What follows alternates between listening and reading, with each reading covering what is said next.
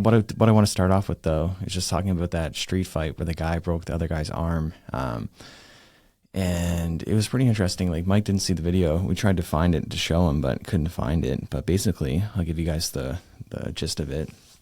This guy was approaching this jiu-jitsu guy wanting to fight, and then the jiu-jitsu guy took him down very easily, mounted him very easily, and then broke his arm with an arm bar very easily, and his arm's like flopping around. Then he gets on top, starts elbowing him and stuff like that. But like the guy he was fighting was like drunk and had nothing for him. Like it was just like a total beatdown. And I think it definitely crossed the line of like self-defense, and it was basically assault. Like I think that like it might be it can be justified to break someone's arm in a fight, but it depends. Like if you're really at risk of getting hurt, someone trying to kill you or whatever, like you got to do what you got to do.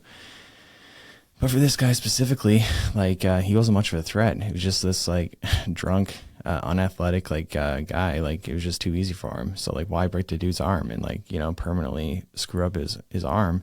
Like it just makes no sense to me. Like what do you guys think? Do you think there's a time and a place to break someone's arm, or do you think it's just like whatever, you know? Because people on Reddit, they're like, and Gordon too, he's like, you're crazy if you think that's not justified. Like you should be able to, you got to do what you got to do. But he didn't have to do that. So what do you guys think? I think you have to take it case by case. If your life's in danger and you have to break a bone, then you have to do it. But I mean, excessive force is excessive force. Like you said, he kept pounding on the guy after he was already subdued, right? So yeah, why not just mount him and control him, you know? And like, what do you think, Joey, is the best thing to do in a street fight, like using your jiu-jitsu? Like, I think probably it's take the back and ideally put them in the straitjacket, and they really can't do anything, because certain positions, like you can control them, but they might be able to like pull out a knife or something, stab you or bite you or something like that. But other positions, like you're good to go. Like, what do you think, Joey's the best position?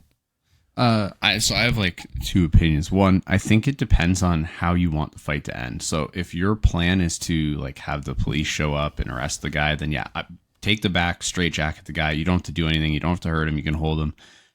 Law enforcement can arrive, arrest him, do whatever you have to do. But if this is a scenario where you're like, I'm just going to get up and leave when this is done, I'm breaking that dude's arm for sure. I wouldn't stop at just breaking the arm. I would make sure it's really broken, make sure it's unusable. Because when you get up and turn around, if you don't break the guy's arm, he might say, I'm good. You get up and he punches you in the back of the head.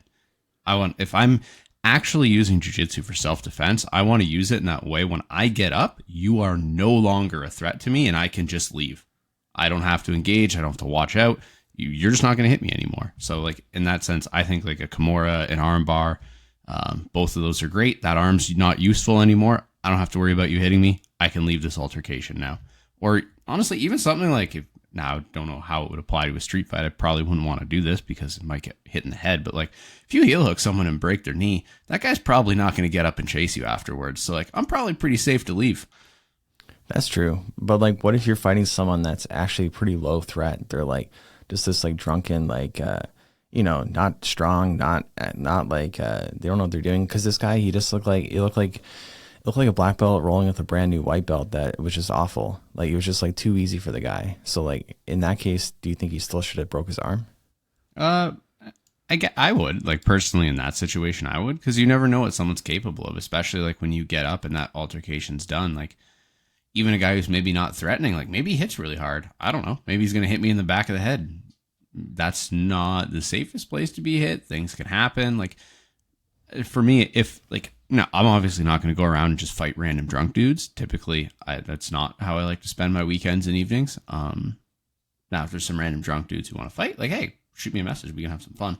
But yeah, like that's kind of not the lifestyle I live. But if I'm ever in a situation where I feel like I actually physically need to defend myself, I'm going to make sure I defend myself well. And that this guy's not just going to get up and I'm going to have to go through this whole process of like take down, pin, whatever, strangle again. And then he's going to get back up and we're going to do it all over again. Because every time you get back up and have to go back down, things can go wrong. You could slip. Someone could land a punch. I want to make sure if I'm defending myself, it's quick, it's easy, it's done, and you're not a threat to me anymore. Yeah, that's true for sure. I think it's situational. Like I think at least, Ben. One thing that's the wrong, like the one problem with chokes, like a choke is a great thing to do to someone in a street fight, in practically. But then the problem is that it can be attempted murder. You know, it'd be like in the eyes of like the I don't know the prosecutor or whatever, right? So like that can put you at a lot of risk. And if you're choking someone, other people around might think you're actually trying to kill them. And then, you know, they might like do things to you that aren't good. So like, even though it like realistically, that's the best way to end a fight, it can be not a great idea afterwards. So I think maybe that should be more like, I don't know, more okay. This should be okay to choke someone in a street fight, and you don't have to worry about attempted murder charges, because it's like, no, I'm just trying to, you know, put them to sleep, and then that's it. And then, you know, I can walk away. There was that video of that guy on a subway who put a guy to sleep. I think he was ex-military, ex-Marine or something like that. And correct me if I'm wrong, but and Killed him. The guy ended up dying. Yeah. It's like, bro, why are you holding on so long? Yeah. And I mean, it looked like he sort of knew what he was doing, kind of. Maybe watched UFC or something like that, but I don't know. Yeah, I think that guy was just a little too excited. You know, he just, I don't know. Like, it's like you have to hold a long time to kill somebody, unless they have like, you know, pre-existing conditions. Yeah, which is definitely something to worry about too, because if you kill someone, that's not good. Yeah. For a lot of reasons. One, it's just not a nice thing to do to somebody, you know, kill them. But also, you know, you could go to jail for that, and all over like what, you know, because that's the thing with fights. Like, I always think like these people could probably be friends like in another circumstance, you know, but like in this specific circumstance, they're like, you know, fighting, hate each other, but you know, they don't even know each other. So like to go to jail for that forever or for a long time because some guy you had a disagreement with, like, I don't know, just like, you don't want to ruin your life. Yeah, and you never know what can happen. I was a tattoo artist for about 25 years, and I've heard tons of stories. I've tattooed lots of bouncers, and I tattooed this one guy, and he shoved a guy, and the guy landed and hit his head on the cement and died. And he ended up spending 18 months in jail and like 5 years house arrest or something like that. But, I mean, it can happen in just a split second. You could kill somebody by accident. Yeah, that's what makes me cringe the most when I watch like street fights or whatever, like online. It's not like I watch street fights in person. I would if they were around. They're just not like, they're just not happening all the time here. Pretty at safe least up here in Canada. Yeah, especially where we are in a small town. But like when I see someone, you know, a punch lands on them and then they get knocked out and they fall back, hit their head on the cement. Yeah, that is like, that is very hard for me to watch. Like, yeah, I hate seeing people hit their head. Like that's not good. Yeah, it's the worst part.